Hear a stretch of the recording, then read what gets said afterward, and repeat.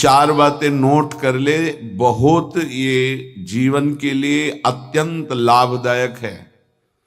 जब आपका मन आपको परास्त कर रहा है, जला रहा है, वो जलन सिर्फ मन को प्राप्त हो रही, आपको नहीं।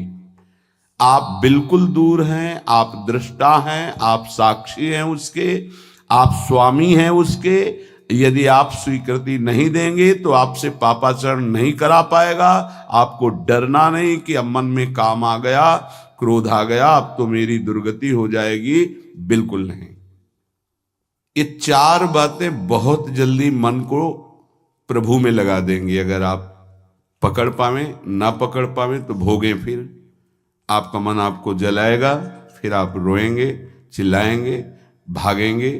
कहां भाग के जाओगे? जो संसार में फंसे हुए जन है वो तो भाग के यहां आ रहे हैं श्री जी की शरण में। यदि आप अपने मन को संभाल नहीं पाए तो फिर कहां भाग के जाओगे? इन्हीं की शरणागति से तो निर्विकार हुआ जाता है, निश्चिंत हुआ जाता है, निर्भय हुआ जाता है। इनके चरणों को छोड़कर कहां निश्चिंतता होगी, कहां निर्भयता होगी? पहला, बिल्कुल ये जीवन की वो दवा है जिससे आप बिल्कुल ठीक हो जाएंगे यदि ये जीवन में उतार लें तो। हृदय में लिख लो, दिमाग में लिख लो, किसी नोटबुक में लिख लो, जो आप रोज स्वाध्याय करें। पहला, जहां जहां मन जाए, जिस वस्तु व्यक्ति स्थान में, तत्काल अपने प्रिया प्रीतम की भावना कीजिए। ये राधा वल्लभ लाल जी है। क्योंकि ये व्यक्ति पहले भी नहीं था, बाद में भी नहीं रहेगा। बीच में जो व्यक्ति दिखाई दे रहा है, ये व्यक्ति नहीं, मेरे प्रभु है। वस्तु नहीं, मेरे प्रभु हैं। ये स्त्री नहीं, ये प्रभु हैं। ये पुरुष नहीं, ये प्रभु है। ये पापी नहीं, ये प्रभु हैं। ये महात्मा नहीं, ये प्रभु हैं। मान लो, सवाल हल हो जाएगा। दूसरा, जहां जहां मन जाए वहां वहां मिथ्यात्व भाव करके, हे सब माया का विलास, राधा वल्लभ श्री हरिवंश, राधा वल्लभ। और मन का एक स्वभाव है, जहां हम परिचय उसका ये जान जाते हैं स्वभाव का, तो हम उससे शासन में ले लेते हैं। लोग परिचय नहीं जानते हैं।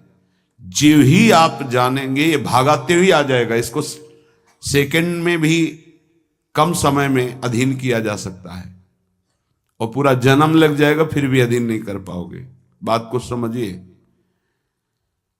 ये एक सेकंड में विश्व ब्रह्मांड में कहीं भी यदि इसका परिचय है, वो तत्काल पहुंच जाएगा। वायु भी इसके समान वेगवान नहीं है मन। अगर अमेरिका गए हैं, आपने वो दृश्य देखा है, कोई एरिया, महल, घर, जो भी, एक सेकंड के कम हिस्से में वो पहुंच जाएगा।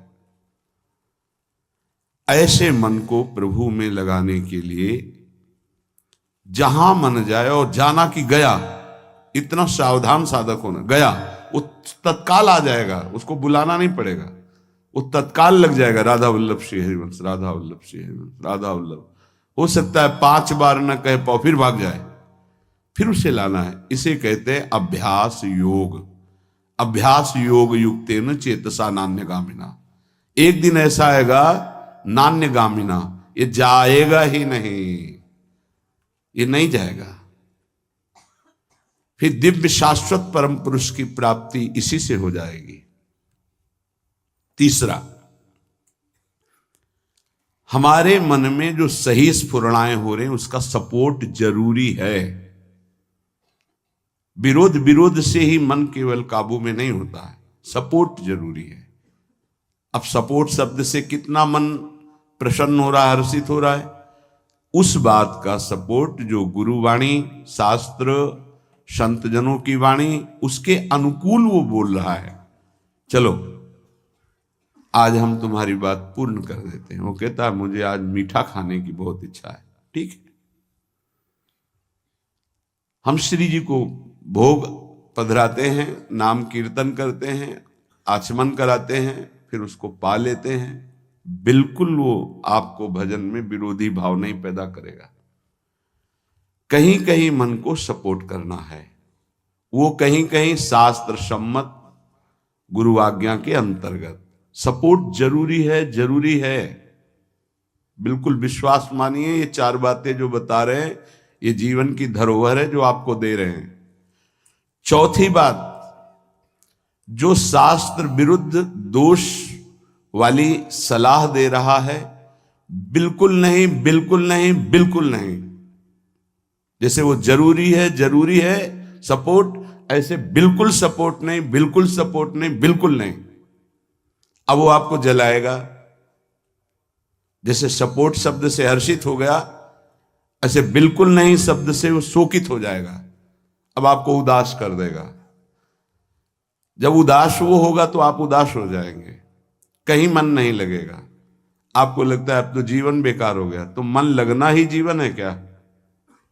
अरे अभी आप समझे नहीं। सोहम तवैव आश्रितः, मैं प्रियालाल के आश्रित हूं। तो तन वांग मनोभीर, अगर ये नहीं लग पा रहे हैं तो मैं स्वयं प्रियालाल के आश्रित हूं। ये मुझे कैसे भ्रष्ट कर सकता है? तन वांग मनोभीर, शरीर, वाणी और मन, ये हम समर्पित कर रहे हैं। तो शरीर, वाणी, मन, ये तीनों धोखा दे रहे हैं। शरीर बीमार हो गया है, जबान खराब हो गई है, मन गलत चिंतन करा रहा है, तो हमारा बाल बांका भी नहीं कर सकता, क्योंकि सोहम तवैव आश्रिता, मैं स्वयं प्रियाजू की शरण में हूं। उपासक देखो जरा, इस पर विचार करो। क्या शरीर को त्याग देने से परम पद मिल जाएगा? दुखों की निवृत्ति हो जाएगी? क्या निर्विकारता आ जाएगी? नहीं। ऐसे शरीर को नष्ट करने वाले को प्रेत योनि मिलती है। प्रेत योनि महाभयानक कष्टदायी, जिसमें वो दरिया के समीप रहते हुए बूंद पानी नहीं पी सकता, केवल वायु भक्षण करके वो जलता रहता है। कितने समय तक इसकी कोई सीमा नहीं है, युग युग बीत सकते हैं। ये मन जिसको तुमने अपना माना, कितनी दुर्गति का रास्ता चयन करा दिया। उपासक मस्ती सीखे। अरे चाहे गृहस्थ हो या विरक्त हो, भगवद आश्रित मस्त रहना सीखो। सदा रहो अलमस्त, नाम की धुन में हो जा मत वाला। निरंतर नाम, क्या फर्क पड़ता है मन सही है या गलत, क्या फर्क पड़ता है? क्यों? क्योंकि मैं स्वयं प्रभु के आश्रित हूं। मैं सच्चिदानंद का सच्चिदानंद अंश हूं। ना मैं कभी दूषित था, न दूषित हूं, न दूषित रहूंगा, और ना सृष्टि में किसी की सामर्थ्य है कि मुझे दूषित कर सके। इंद्रियां दूषित हो सकती हैं, मन दूषित हो सकता है, क्रिया दूषित हो सकती है। अब हम प्रभु के बल से इन इंद्रिय, मन और शरीर के दोषों का नाश करूंगा, ना कि इनके अनुसार चलूंगा। ये उपासक का स्वरूप है। व्यथा इंद्रिय प्रमथन स्वभाव वाली, मनुष्य प्रमथन स्वभाव वाला, इनके मथित होने पर, मनमथ नाम है काम का, वो इनमें बैठ करके ऐसा प्रमथन करता है, ऐसी व्यथा उत्पन्न करता है कि साधक का तदात्म भाव होने के कारण वो असहनीय हो जाता है और वो गलत संकल्प और चेष्टा में उतर जाता है। इसी को सह गया सो महापुरुष। यम ही न व्यथयन्ते ते पुरुषम पुरुषर्षभ।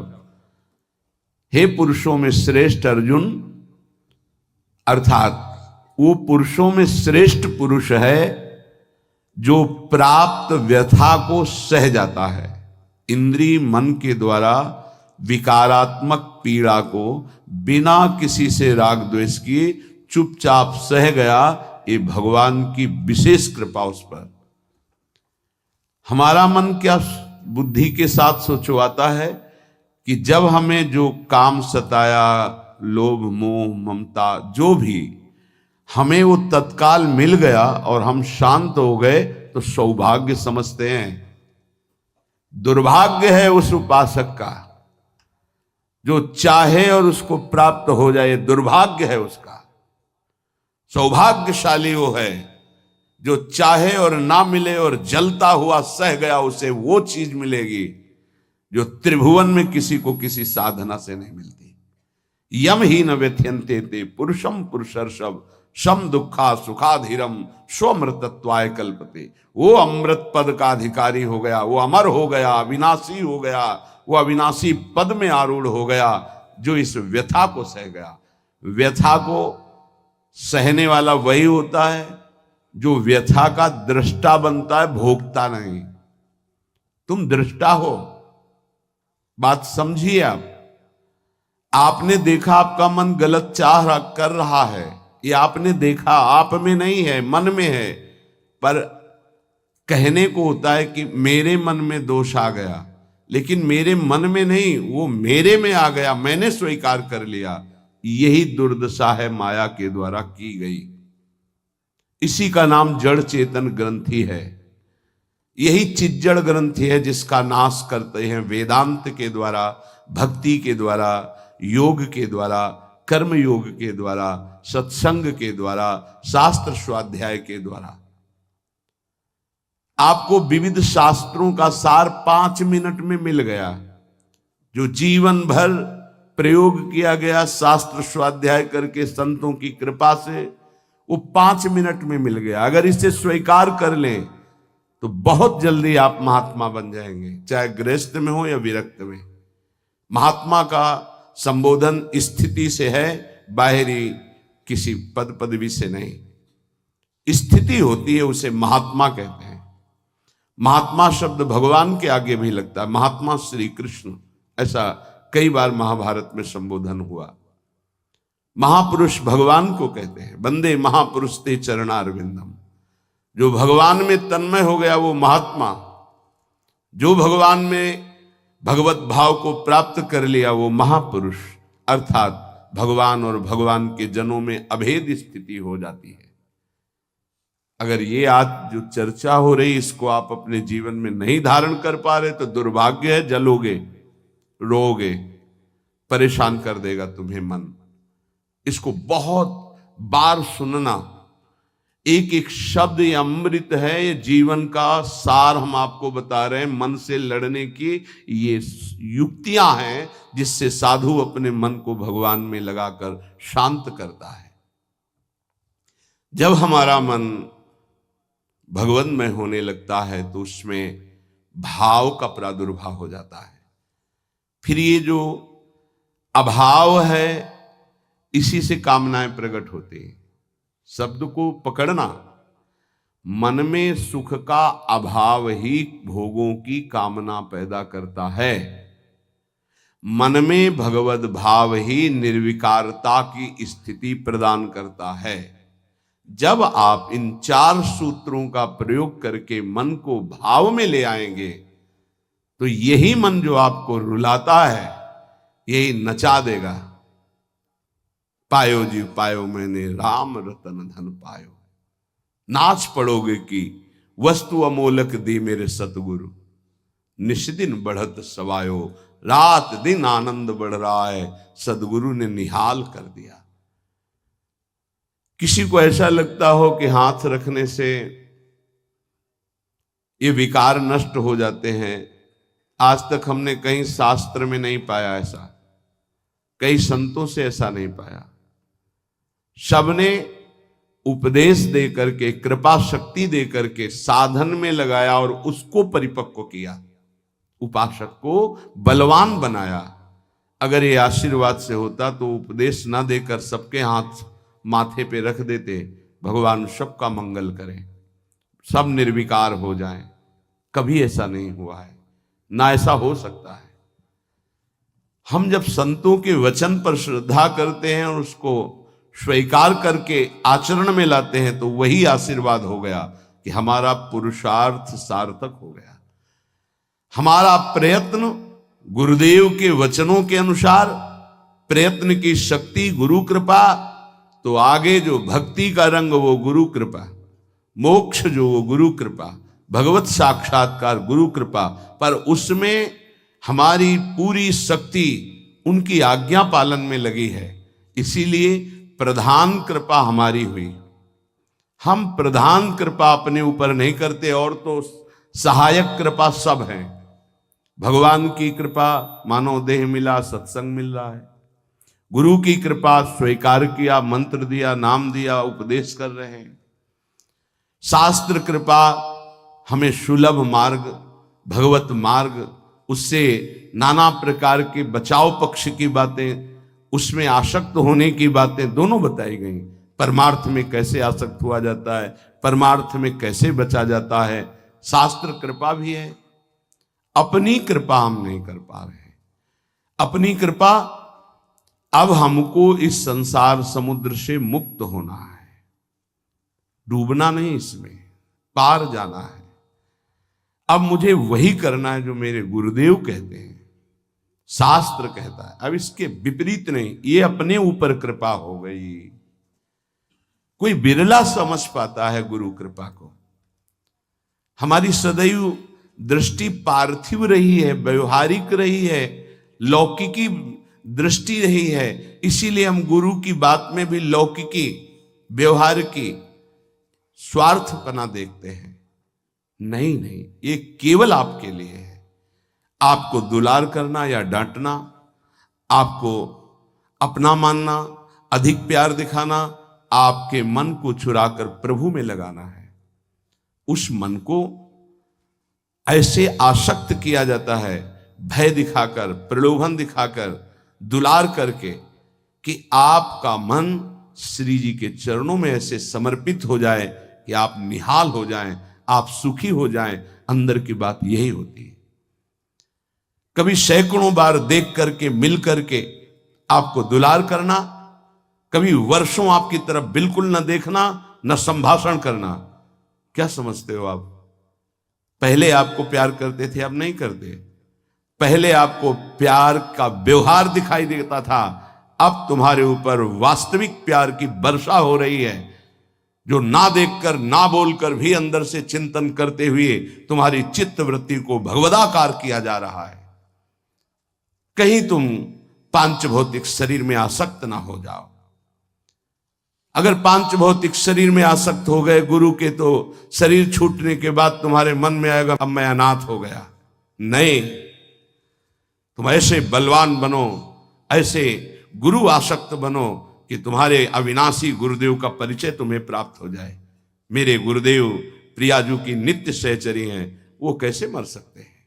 वो हमारे भाव में हैं, वो हमारे संग हैं, हमारे आसपास हैं, वो जागृत में हैं, वो स्वप्न में हैं, वो सुषुप्त में हैं। मैं कभी अपने गुरुदेव से एक पल भी अलग नहीं होता। ये स्वरूप है। अध्यात्म को समझिए। कुछ व्यवहारिक साधक ऐसे हैं जो व्यवहार में राग द्वेष करते हैं। गुरुदेव व्यवहारिकी नहीं है, गुरुदेव परमार्थ वस्तु है। व्यवहार की लीला तुम्हारे साथ इसलिए हो रही कि तुम परमार्थ को जानते नहीं हो। जैसे बालक घुटनों के बल चलता है तो पिता घुटनों के बल हो जाता है, और उसके साथ साथ उसको सुख पहुंचाने के लिए वैसे ही चलते हुए बोलता है। इसका मतलब यह नहीं कि पिता बालक हो गया, वो केवल बालक के लिए वो ऐसा बना है।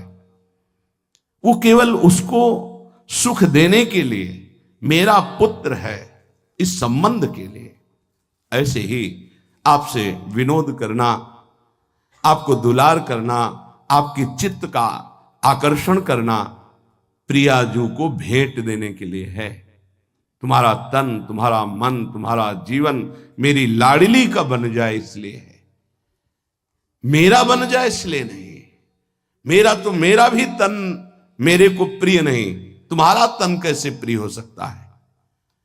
मेरा मन प्रिय नहीं, तुम्हारा मन कैसे दुलार करने के योग्य हो सकता है? इस रहस्य को समझोगे तो परमार्थ के दिव्य पथिक बन जाओगे। मन, तन, प्राण और मैं स्वयं प्रियालाल का हूं।